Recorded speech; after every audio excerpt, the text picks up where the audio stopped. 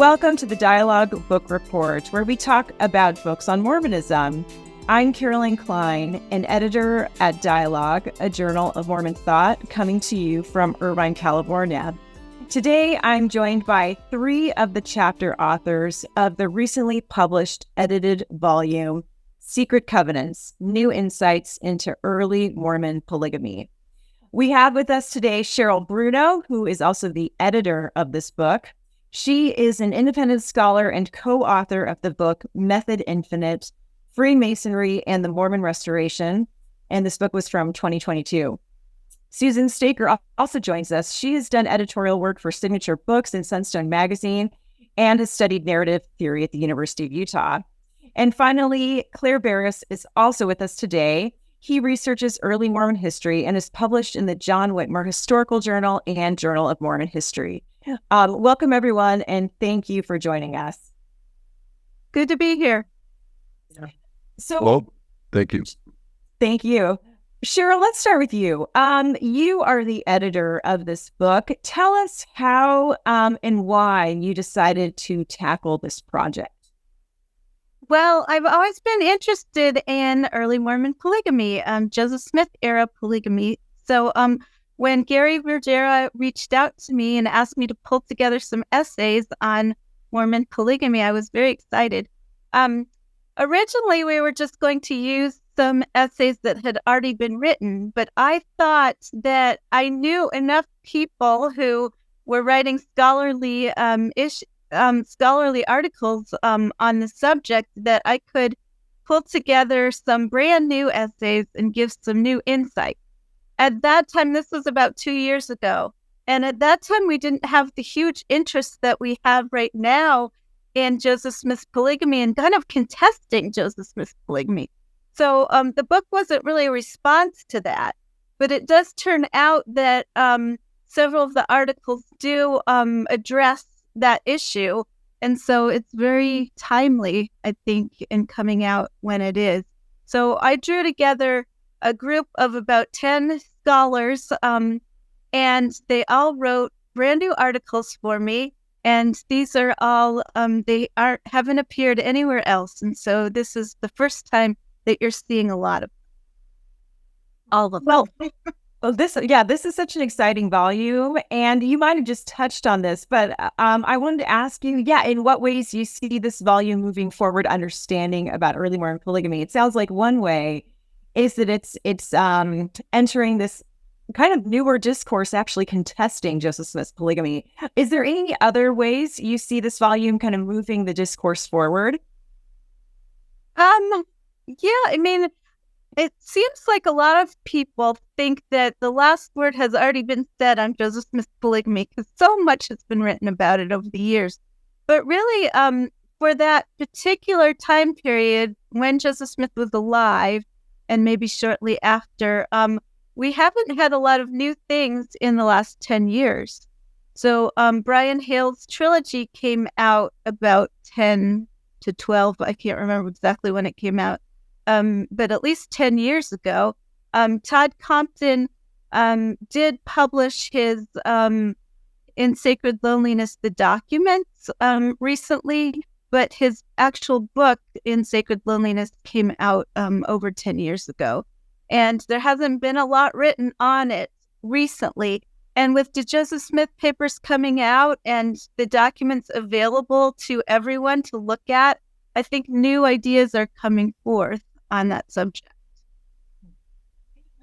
Thank you so much for that. And I'm so excited to dive in and to talk about some of these articles, in particular, the articles of the authors we have here with us today. So Claire, I wanted to start with you and your article, which is called Prologues to Plurality, a study of Joseph Smith's revelations on marriage, which really sets the stage for many of the other chapters in this volume.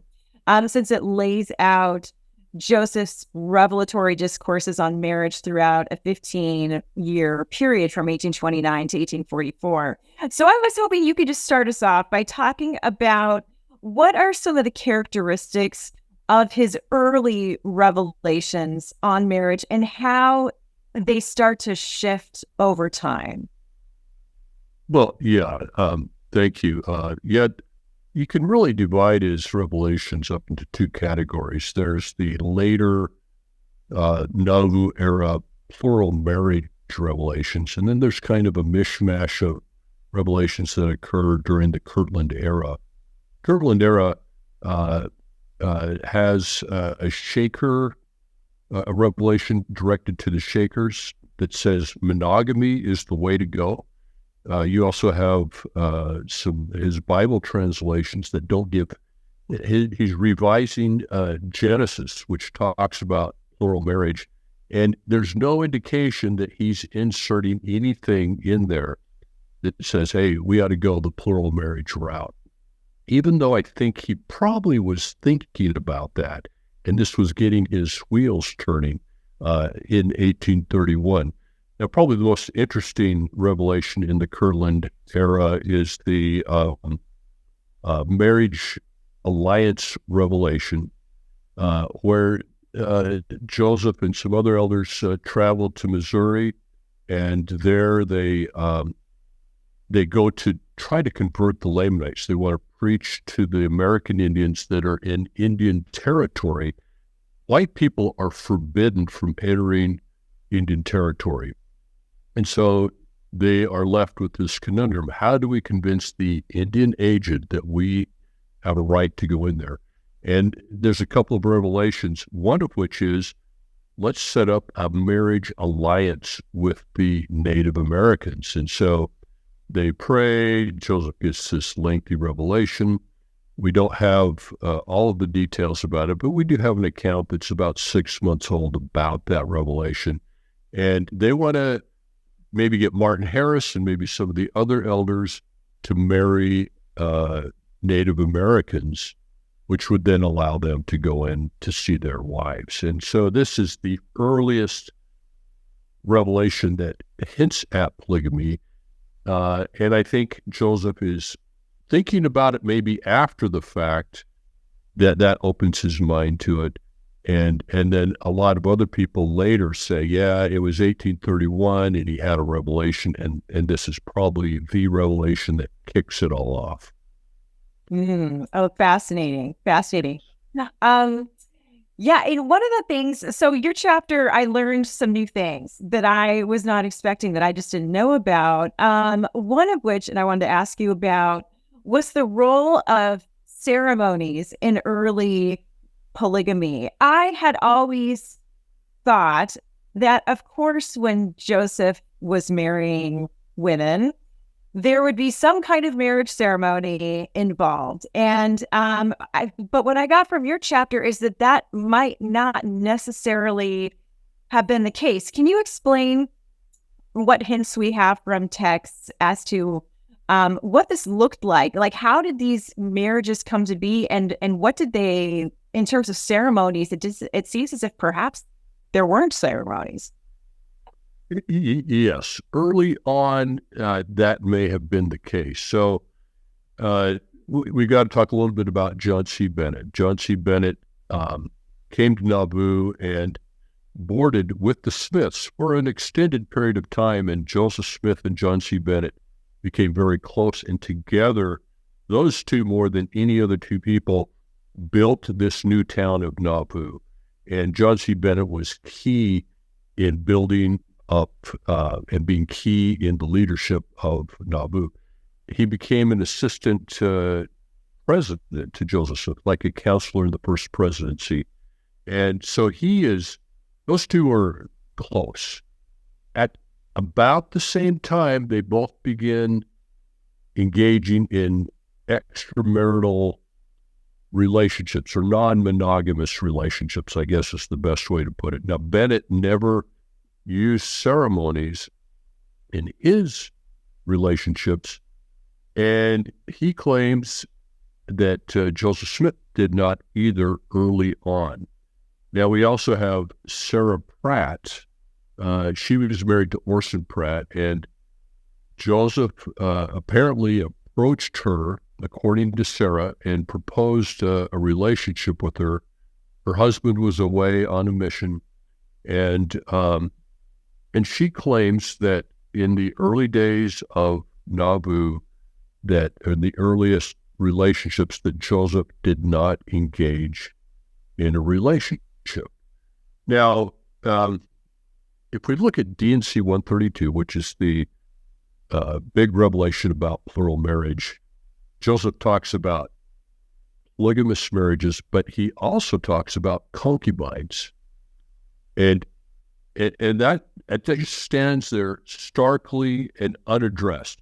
We don't know what he meant by concubines, but it might be these early relationships that did not have ceremonies. Now, there's some of the stuff that I write about in my chapter talks about how the important thing is that it's kept secret, and that if people don't find out about it, then it's okay. And John C. Bennett promoted this ideology.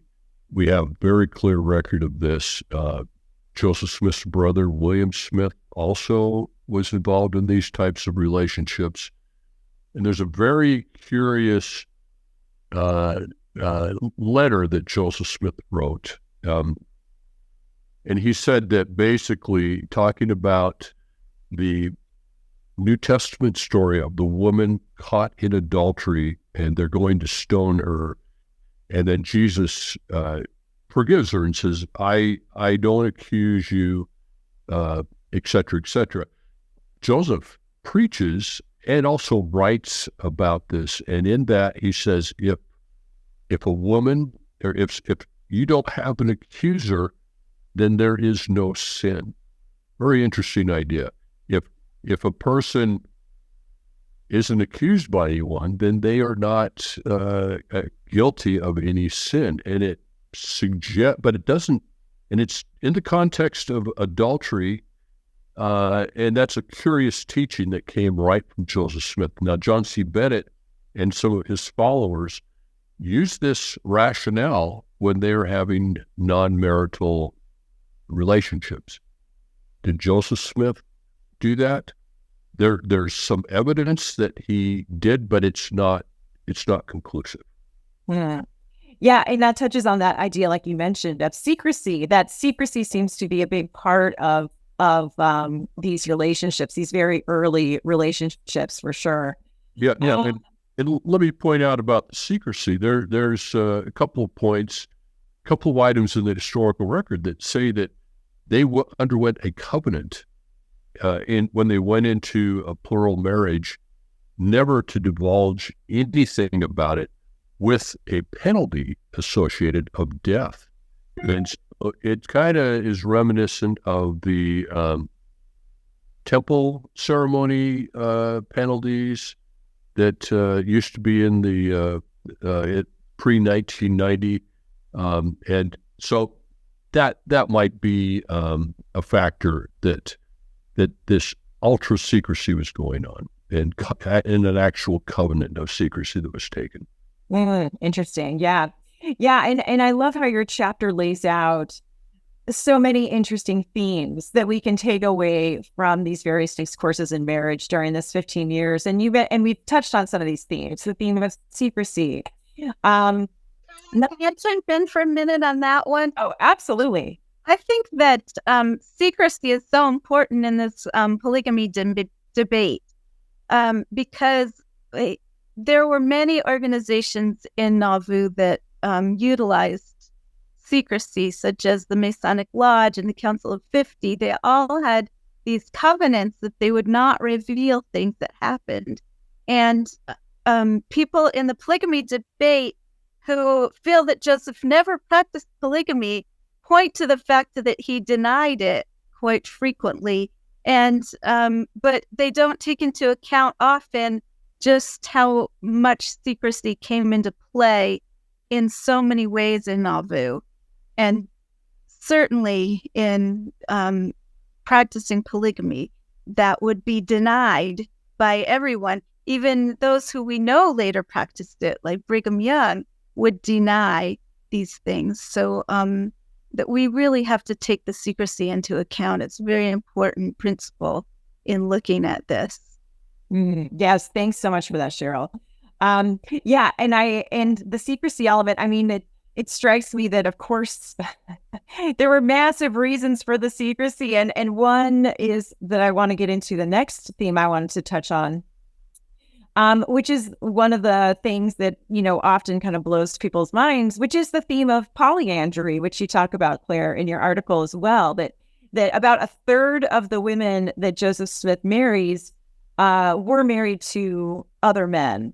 And I was wondering if you had, in Cheryl, anyone can jump in on this, thoughts about why polyandry? Why did Joseph Smith think this was a good way to do polygamy? Like, what was the impulse behind the polyandry?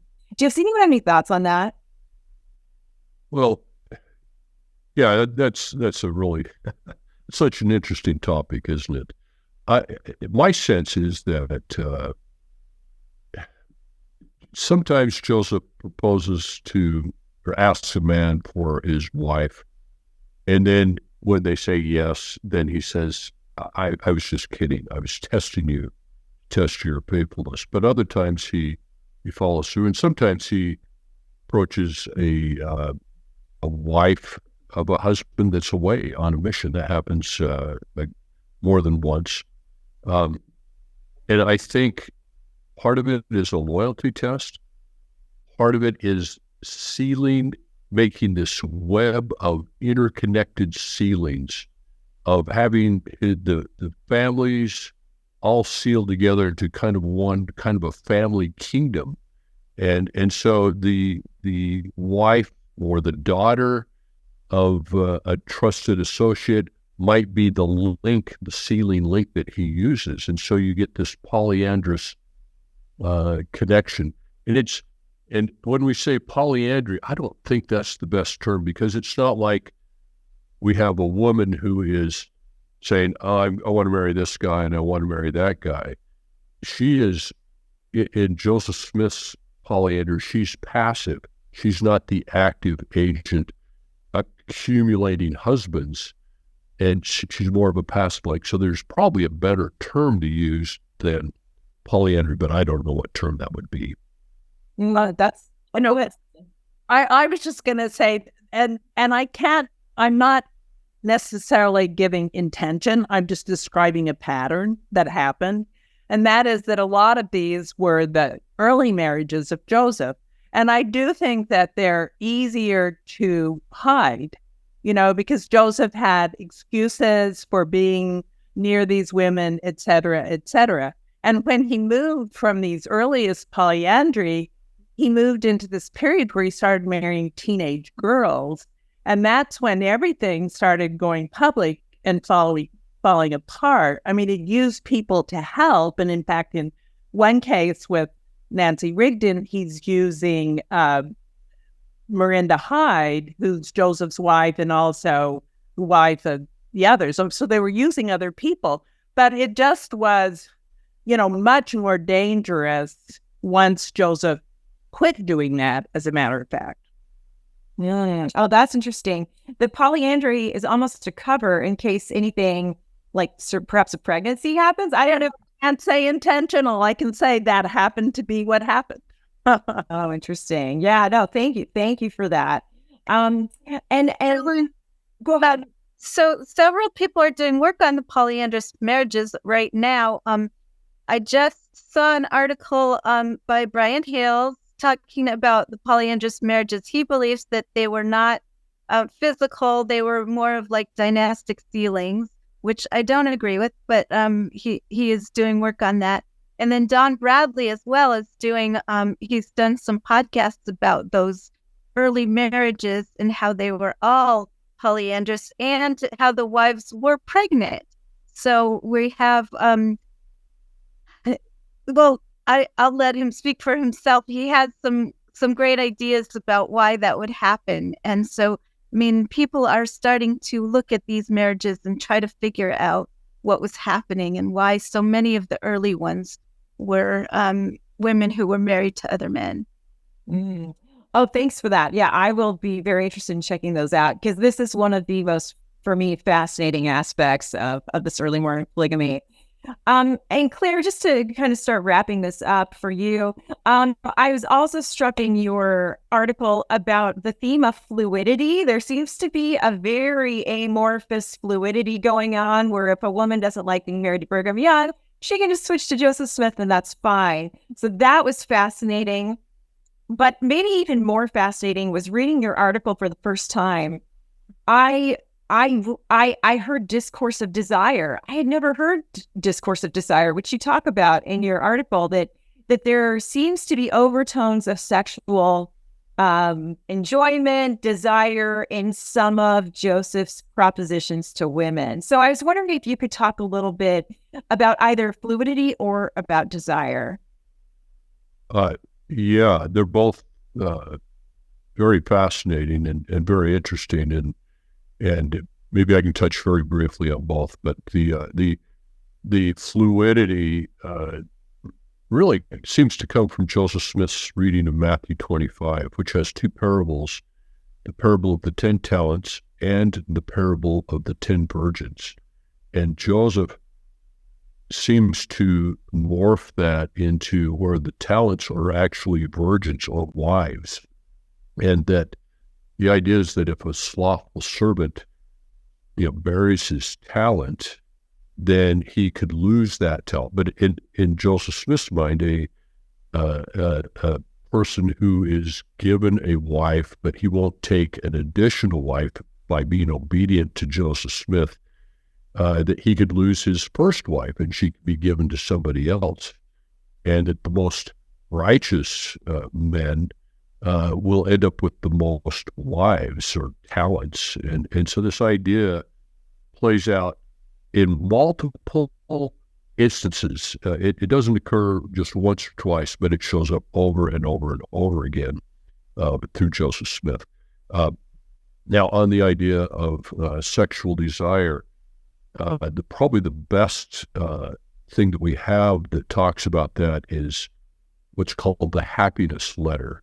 And that is a letter Joseph Smith had proposed to Nancy Rigdon, who was the daughter of Sidney Rigdon, who was in the first presidency. Sidney didn't know about it. And she refused him. And then Joseph wrote a letter to her. And it's a fascinating letter because it talks about it talks about desire, among a lot of other things. It talks about the ethics that surround plural marriage and revelation. But the most interesting part of the letter about desire is when he's talking about Solomon. Solomon, he says, asked for wisdom of God, prayed for wisdom, and God granted him a special revelation that gave him what he desired, every desire of his heart, including those things that seemed to be abominable. And I'm paraphrasing, but I'm pretty close. I'm using the same phraseology that's in the letter, but not exactly.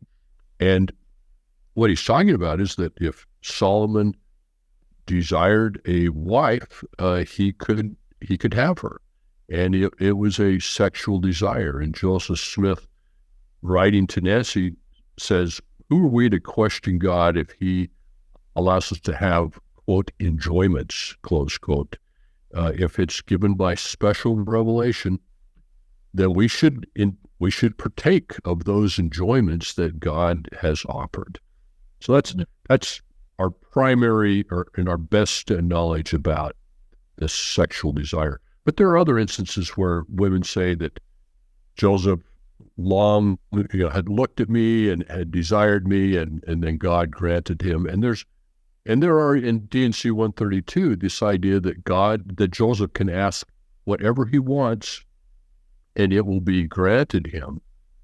And this is in the context of plural marriage. So it's almost suggesting if you want a woman, pray and she will be yours.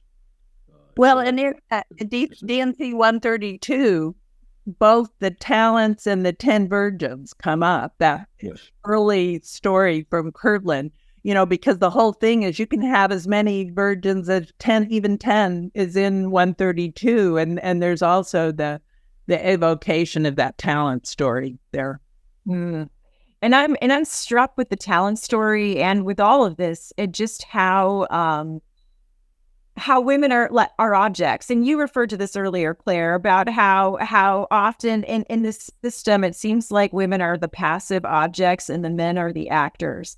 And we can see this coming out in the discourse of desire. It seems like it's focused on male desire, and also the fluidity with women kind of being passed around from man to man, or at least the possibility of that if we're thinking of them as talents. So this is so very interesting. Thank you, Claire, for this fantastic chapter. I think it sets such a great stage for the rest of the articles in this book. I'm going to move on now to Susan. I want to ask you about your fascinating chapter, which was so fun to read. The title is Magus and Good Wife on the Road to Secret Nauvoo, Abraham and Sarah, Joseph and Emma. So Susan, just to start out, for those of us who aren't so familiar with this term, tell us what a magus is and how Abraham and Joseph, how they are magus. Well, and Cheryl was okay with me using the term. Quite frankly, I was just looking for a fancy way to say magician, because a lot of what Joseph is doing within the context of his Egyptian project, and that's where I think the story of Abraham and Sarah begins, is defending himself against Howe's book and all of the things that had come about Joseph's early work as a money digger and all of that. And you see him explicitly defending himself against that starting in 1834. And what he invents within or comes to see within, because I hate to ascribe intention to Joseph. What I tried to do is describe what he does. But what he does within the context of his Egyptian project is find this character that is a fabulous magician. He has the Urim and Thummim, and that goes back to the first fathers, that even they had these fabulous tools, and they could look into the heavens, and eventually they see all this like amazing heaven with hierarchy and a place where God lives, and all of this stuff. And so that is why I use that term, and that's really what Joseph does with that in Kirtland. He's really interested in that part of it. I mean, it's at the same time that he starts working on the Egyptian project, he's doing the autobiographical revisions to the Doctrine and Covenants. And in that, he's writing that story about himself. That's where the language of the Urim and Thummim first appears within Joseph's text, is kind of at the same time that he's writing that. It comes up first in the Egyptian grammar, and then he takes it into later into the Book of Abraham. Yeah, thank you so much for that. Yeah, I was just going to ask you to sort of set up the premise for your chapter, and you just kind of did, which is that in 1835, Joseph comes across these Egyptian artifacts, right? And then he begins this revelatory work or translations on these artifacts.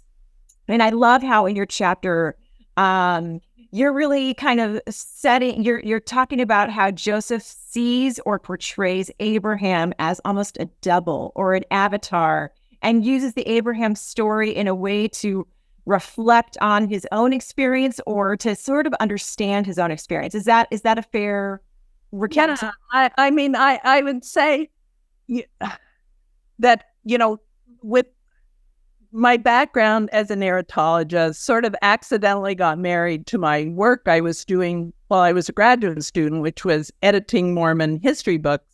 And I sort of ended up with this sort of accidental knowledge of Joseph Smith, along with a lot of interest in narrative theory, and I'd done a lot of stuff of people looking at like the Old Testament.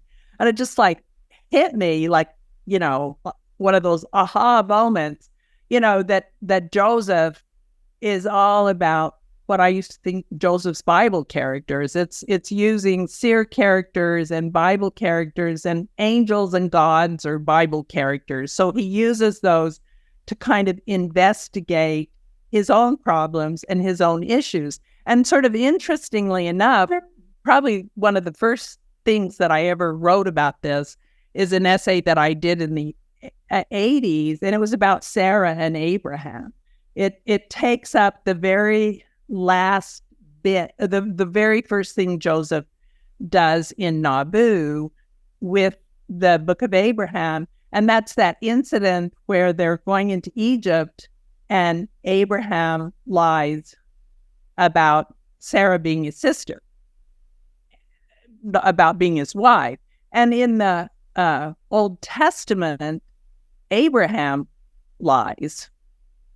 In his revision of that, God tells Abraham to lie because, and this is really interesting, takes this and puts it in God's mouth. Thy woman is thy wife is a very fair woman to look upon. And that very is Joseph's own. It's not in the Old Testament. So that's one of the first places where I thought, oh, Joseph using this to explore.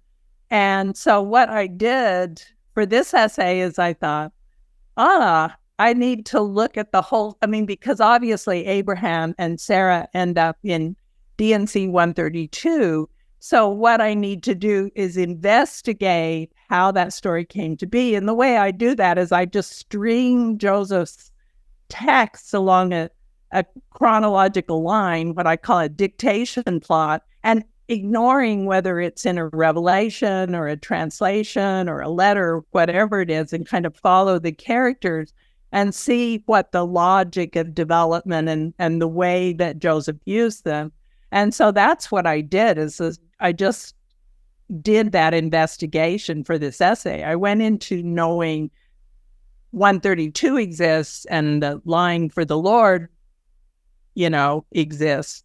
And I wanted to see the fuller story. Yeah, and I love that you take us through chronologically. I think that's so helpful. And I wanted to start actually at the beginning with a question, because I learned things from your chapter again that I had never heard of before. One of which, I just did not know a lot about the grammar and the alphabet. This is just an area that was quite unfamiliar to me. And I was fascinated to learn from your article that there is this narrative arc that starts with Queen Catullun. I don't know if I'm pronouncing that right. And how ultimately she gets buried. She gets pushed aside. She gets connected to subordination, when in the beginning she actually starts out as a much more powerful figure. And so I was wondering if you could tell us a little bit about that and how she gets pushed aside and displaced by Abraham. Well, the thing that is interesting is that the Abraham character that Joseph, that ends up being in the Book of Abraham and that ends up being in D&C 132 is actually an Abraham character that Joseph comes upon in Kirtland. Earlier, Abraham is sort of the sidekick of Melchizedek, and it's all about that priesthood stuff. And that's a later story in Genesis. What he does in Kirtland is he goes back to an earlier story for Abraham. And it's like, where does that come from? Well, the interesting thing is Abraham, the Abraham in Genesis 11 appears within the Egyptian project. And it appears within the earliest work that Joseph did on the alphabet and the grammar. And he's only a tiny afterthought at the very end. And the whole basic part of the early part of that is really about this character named Queen Catullun and actually Abraham. And the reason I think Joseph found himself with a dilemma trying to write about a female character, because he never does. And he doesn't really seem to know what to do with her. And the way I say write about the character is that actually based on work that I did with fabulous Brent Metcalf, he helped me string the alphabet and grammar along a chronological, what I call a dictation pot. So I could like figure out the logic. And it's like the Egyptian project's this amazing thing, because what it is it's like structured free association for Joseph. And if there's anything Joseph's good at, it's free association. So you can kind of follow it with his work first on the alphabet, and then he did 5 degrees of free association on each of the terms. And what you can find is that initially what he looks at, and probably for the first 3 weeks, and Joseph can do a lot in 3 weeks, it's all about a comparison between Queen Ketumah and Abraham. And it's really Joseph trying to figure out the relationship between the Egyptian and Adamic language. And I think the reason Joseph even started with a female is that at least 1 and probably 2 of the mummies were females. And the very first thing he did on it was what I think of as a provenance that he did for Chandler. And the very first word that Joseph wrote for the Egyptian project is this little provenance is Ketumah. And he tells this little story about Ketumah and her father Onidas. And then it's actually later. I mean, the timing in this little provenance is like way after Exodus and everybody else. But when Joseph comes to the grammar, he repurposes this queen as the founder of Egypt. She's the granddaughter of Ham. And it's kind of within the context of that he comes to Abraham. But the way that he free associates on this female, he starts out as a kind of a powerful character. And then once he discovers that his Egyptian project is going to be about the patriarchs, she kind of gets free associated out of existence and becomes associated with issues of subordination for women and sexual danger provided by women. They're all there in that early Egyptian alphabet leading to the Abraham story. So I start with Ketumah because I think you have to see her as the backdrop for Sarah, and she ends up being the female character that Joseph by far spent the most time on. I mean, Joseph barely attends to women. That's why this was such an opportunity for me, because I always end up talking about men just because Joseph talks about men. And here was, and then Sarah, though I don't find her characterization particularly inspiring for me as a woman, is also probably the second most thought about female character within Joseph's oeuvre. And the first most thought about character would be Eve? Ketumah. Oh, he doesn't even show it up. Eve is probably third. Okay, interesting. Oh, that's fascinating. And I'm glad you brought up Sarah, because we've talked a little bit about how Abraham is this avatar / double for Joseph because of the magician elements and of course polygamy elements later on. But how is Sarah a double or an avatar for Emma? How does he draw these parallels? Well, I mean, the only place he explicitly does it really is obviously in 132, but that's a big license. So I went back and looked at her, Sarah and Abraham earlier, and part of it is to address 2 questions that Claire brought up. One is, did Joseph get polygamy in the Joseph Smith New Translation? And as he said, there's nothing remotely about that, and certainly no attention to any kind of marriage story in his first round on the JNT. But what's interesting is when he comes to Kirtland, I'm also interested to see if there's any marriage stuff there in the early Abraham and Sarah stuff. And in fact, what happens is he basically erases the most famous story there is in the Old Testament for Sarah and Abraham, which is she's barren and they don't have a baby until he's like way beyond it. Everybody's laughing about the fact that she's even pregnant. I mean, that's a pretty big story. And that's why Sarah is such a big character in the Old Testament. And Joseph, when he comes to writing about Sarah in Kirtland, just quietly erases that. I mean, what the whole Kirtland thing is about, what I call fathers without mothers. It's this patriarchal line. And he's trying to figure out, biology and patriarchy. And he does it by kind of effacing the story of Sarah. So what she becomes is sort of a nonentity.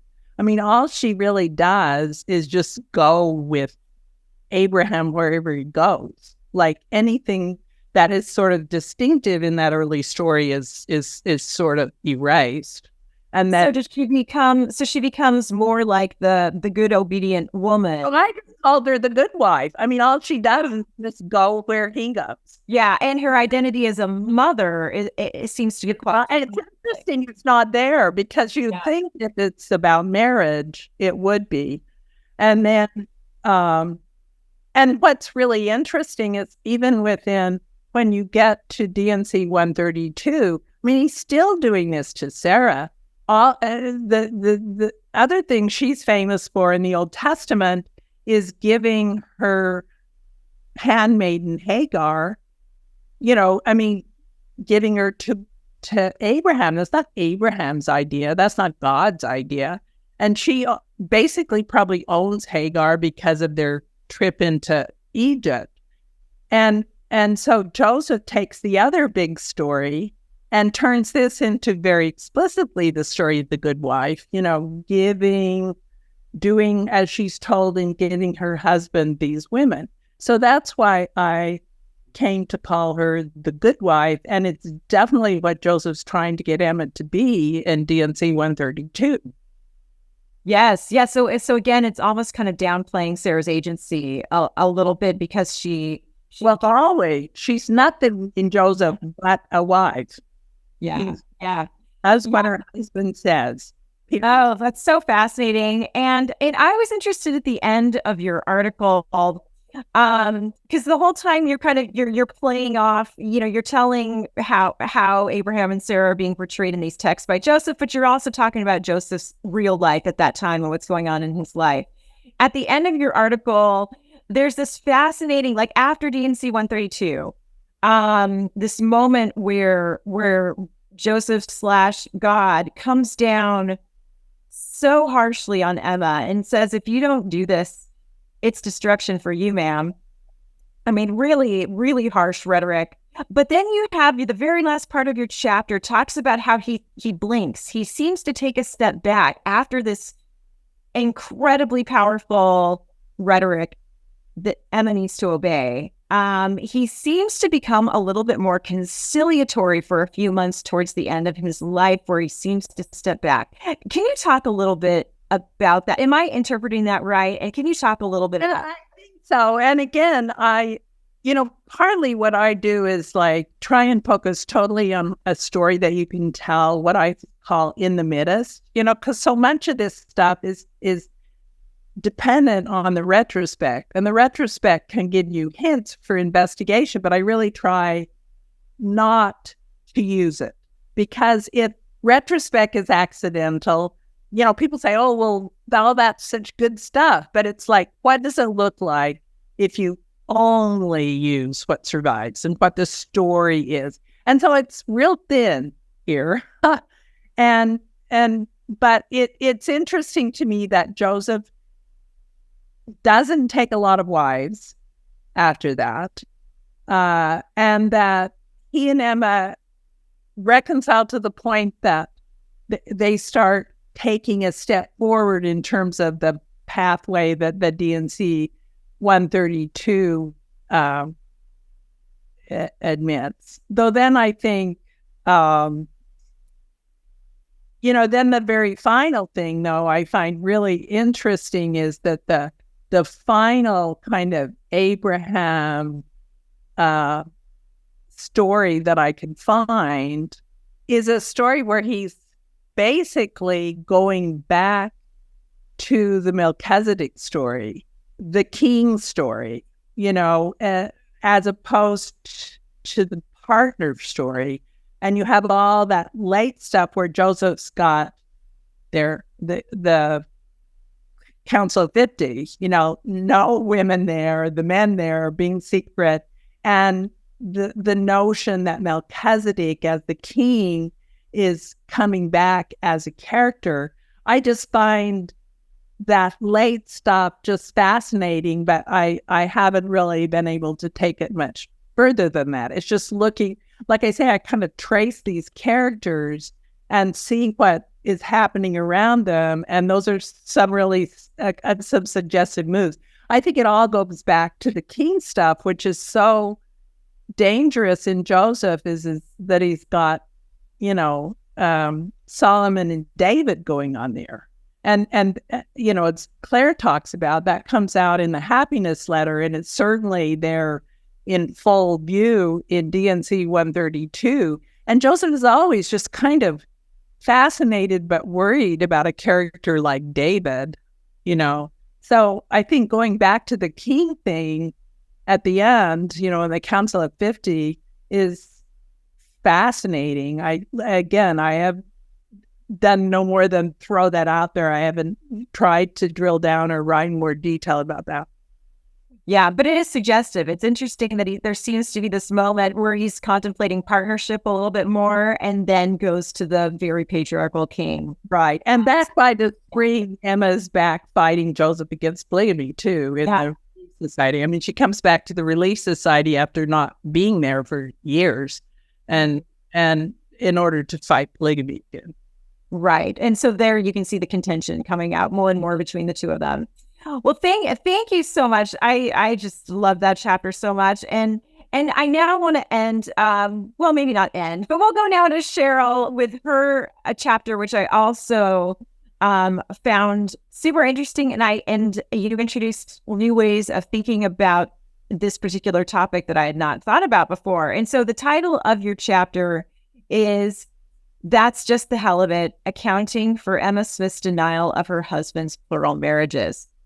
And so this is really interesting. You go through the handful of interviews that Emma did with people about polygamy towards the latter part of her life, in which she seems to be denying polygamy. She says he doesn't have wives besides herself, and so on. And of course, this angers many people in Utah who had different knowledge of this situation. And so, Cheryl, in your article, you present several possibilities as to why Emma makes these denials. And can you just take us through some of these possibilities as to why you think she made this move? Okay.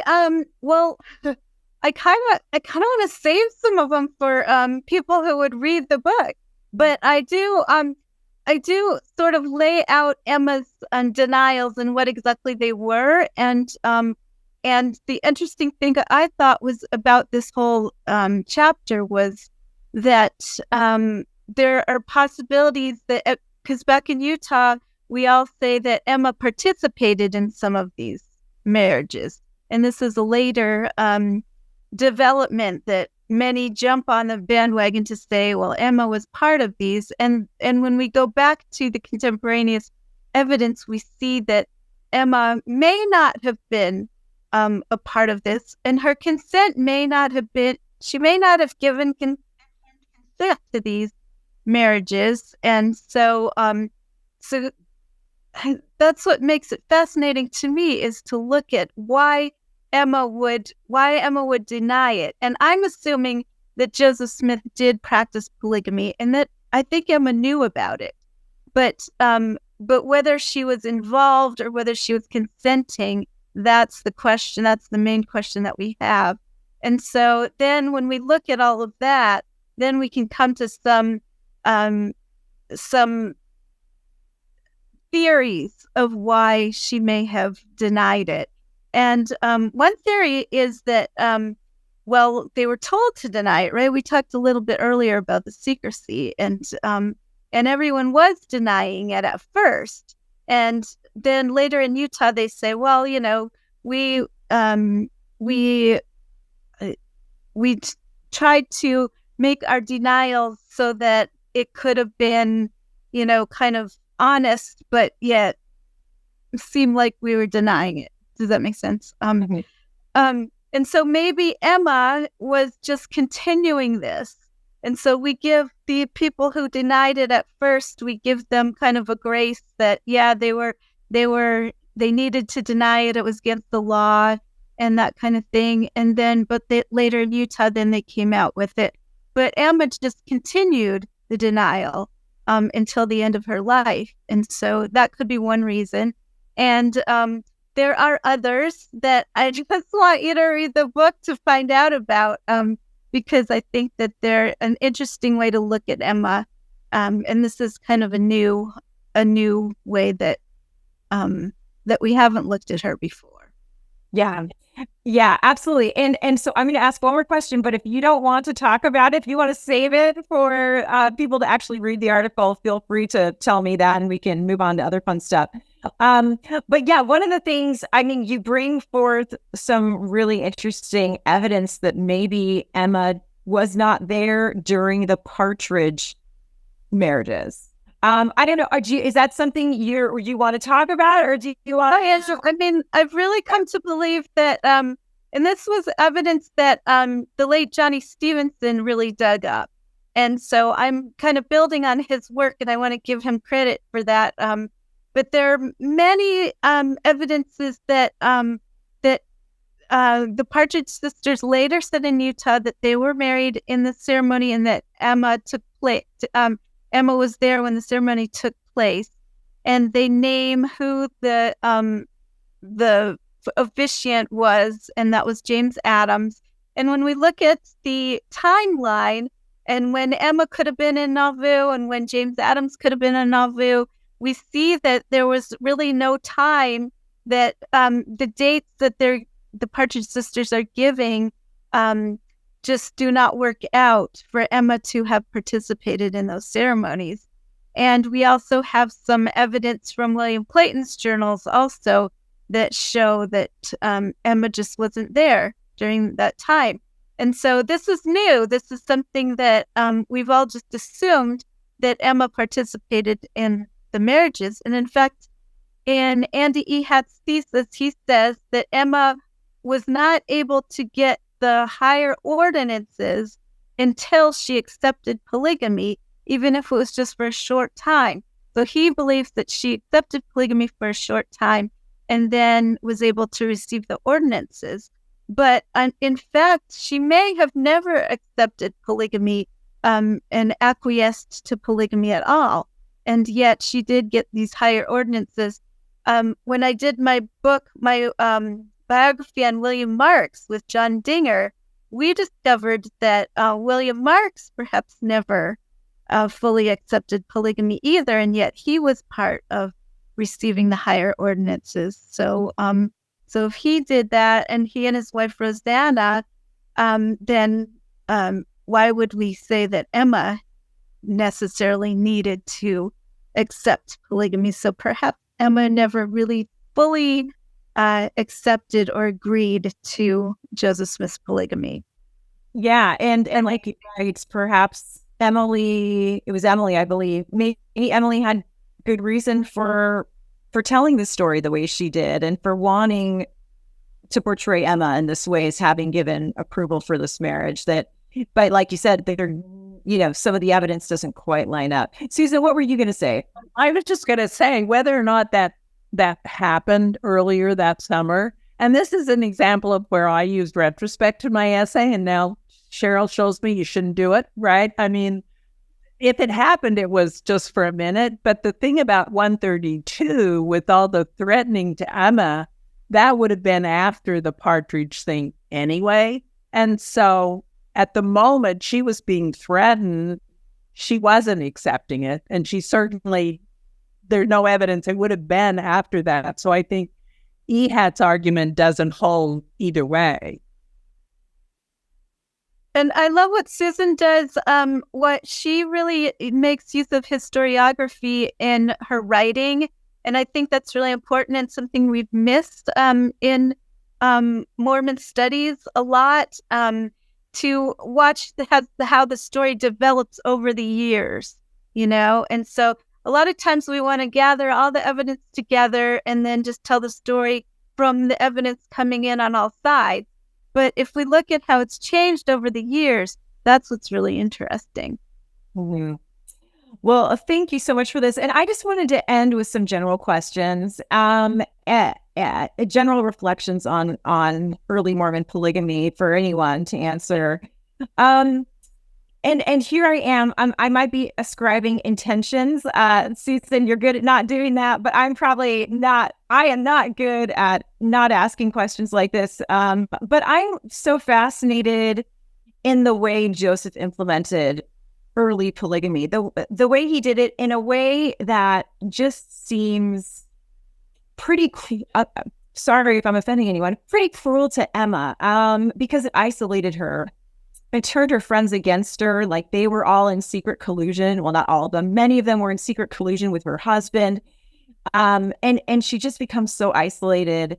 And I was wondering if you could any of you reflect on the way Joseph implemented polygamy, your thoughts about like why he did it this way, or were there other possibilities, or just thoughts about Emma's position, because it just seems like she got a really raw deal in the way this was implemented.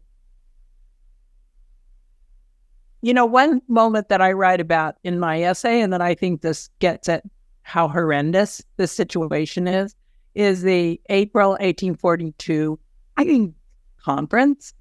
Joseph speaks at that conference. John Bennett speaks. He's like still in the know there, and Hiram. But both Joseph and Hiram speak one day. And they speak about some rumors that are happening. And those rumors are about Martha Brotherton, who Joseph helped Brigham try and propose to. She said no and got out of town. But there were rumors. And at that conference, both Joseph and Hiram get up and speak about those rumors. And in a way, they're both denying them, right? But if you look at what they're talking about, it means to lie, or what facts are. Hiram at that point doesn't know and is defending his brother and thinks it hasn't happened. And that's what his denial means. Joseph says, so cagey, and at that point, Emma has already been put in the same kind of position at the Relief Society, because Joseph is like trying to get the women to go after people rumoring against him. And one of the rumors he sends them off against is Agnes Smith, his brother's wife. And of course, he's married to her.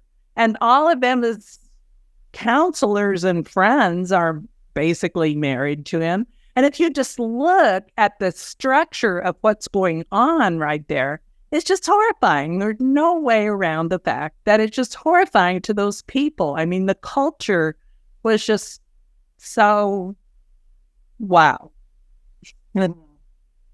I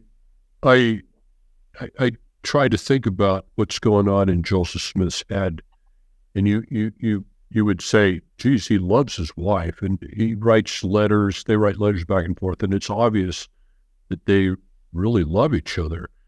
Joseph also has New Testament ideology floating around his head, which encourages love and compassion and golden rule, do to others what you would want done to yourself. But Joseph loves the Old Testament also, which is, it's about progeny and lines of priesthood lines and so forth and so on. And this charitable ideology takes a back seat in the Old Testament. That kind of gradually evolves by the time the New Testament comes onto the scene. And the other factor in his head is male psychology, this biological psychology that men have, which is if you have an opportunity to reproduce, even though society says you shouldn't, a lot of men will go ahead and do that. And Joseph has these different things in his head that he's, I believe, wrestling with and trying to find an equilibrium. It seems that Joseph lets that male psychology and that Old Testament ideology take precedent over the New Testament charitable thing and his love to Emma. And that kind of seems to be the way it plays out as I see it. And what is there? Joseph was not good at doing New Testament stories. He, even like the Peter, James, and John thing, he's good at John because he's a translated being, but he could never get his story straight on Peter, James, and John. And what he's really good is at the Old Testament. I mean, and there just reams of that. So, I mean, that's an interesting thought that you just gave, because he definitely was not good at New Testament stories. And I would a lot of the New Testament stuff is readings of the Old Testament. That's what he's interested in, is New Testament readings of the Old Testament, like Hebrews. Oh, yeah, I would agree with that. What I would add to Claire's is also communalism, which was quite rampant in the society in which he lived. And I think that was, he was fascinated with the communalism, and that came into play. But Caroline, I think that one of the reasons why we have this polygamy debate is for this very reason, is it's very difficult philosophically or religiously to look at a man that you feel is your prophet and you want to revere, and to see these maybe what you see as sins or downfall or peccadillos or whatever you want to call it. You don't want to attribute those to a man that you feel is your prophet. And so you want to make a narrative around the fact that Joseph Smith was a upstanding prophet in your religion. And so that's the trouble, is I think historians, a lot of times we can look at it dispassionately, maybe, where we can have our religious thoughts on one side, but yet we can still see some of the things that Joseph was doing and sort of not let that bother our personal philosophy.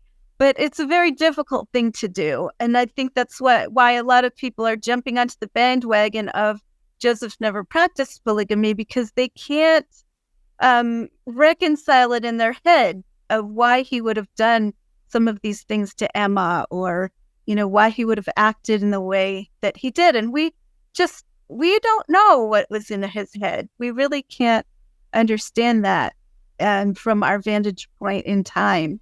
But we don't need to reconcile those things in order to see what happened historically. Mm-hmm. Well, I think that is a fantastic note to end this on. Thank you so much, everyone. Thanks, Susan, Cheryl, and Claire, for all your insights. This is such an important book. So many fascinating articles and just important ways to move this conversation about polygamy forward. So thank you again. Thanks for having us. Yes, thanks. Bye.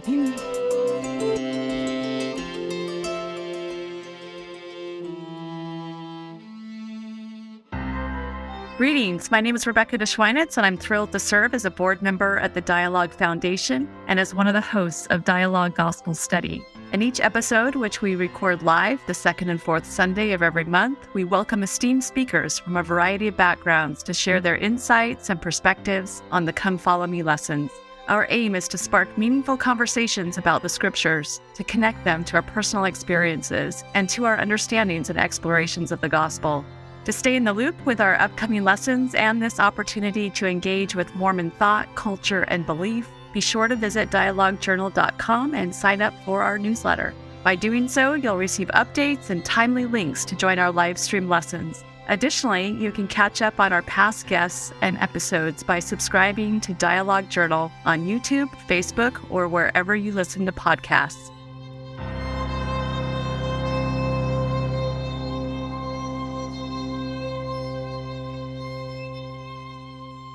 Dialogue Podcast Network.